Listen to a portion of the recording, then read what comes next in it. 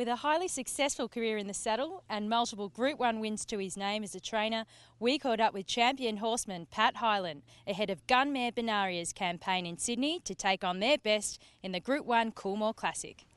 Yes, we're looking forward to it. It's it's a great race, and she's going fantastic here. She's probably as good a mare as there is in Victoria at the moment. But there's some good mares in Sydney. But where she's been carrying 58.5 here in the last two runs, she drops to 53. And if we happen to get some rain up there, that'll even help her better. At 72, Pat still takes a hands-on approach, which includes track riding on a daily basis. I've never given up riding track work, and Bonaria is my favourite ride at the moment. But all the way through my training, all the decent horses I've had, I've spent a fair bit of time on them. But I usually ride somewhere between 2 and 4 every morning. And you're the only one that rides Bonaria as well, is that right? Yes, I'm the only one that rides her. But she likes me and she likes the weight. She likes carrying a bit of weight.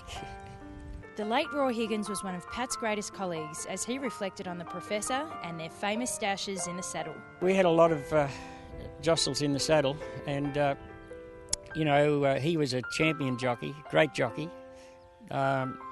But we never ever had arguments or fights or anything, but we were very cool to one another in the jockey's room until the meeting was over, and then we'd go and have a beer together.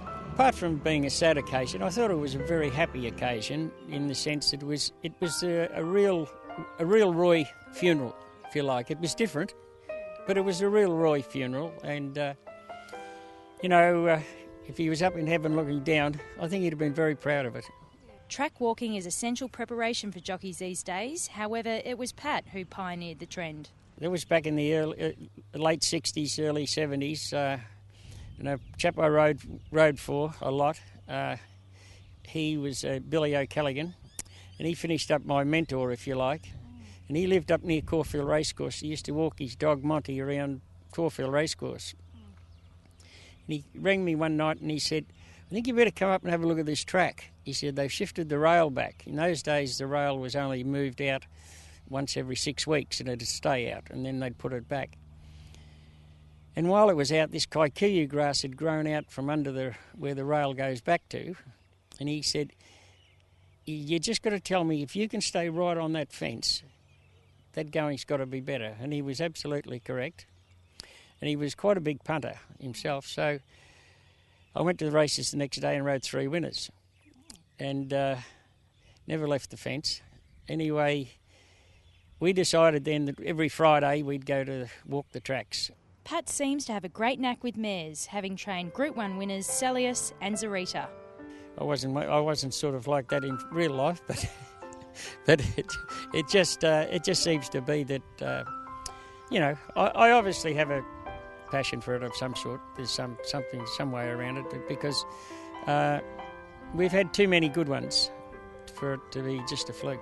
Bonaria keeps going, she'll win it second time running. Bonaria by 2 lengths. What would it mean to you, Pat, if you were to walk away with that Coolmore Classic on Saturday? Because obviously you've got a real affection for this mare, Bonaria.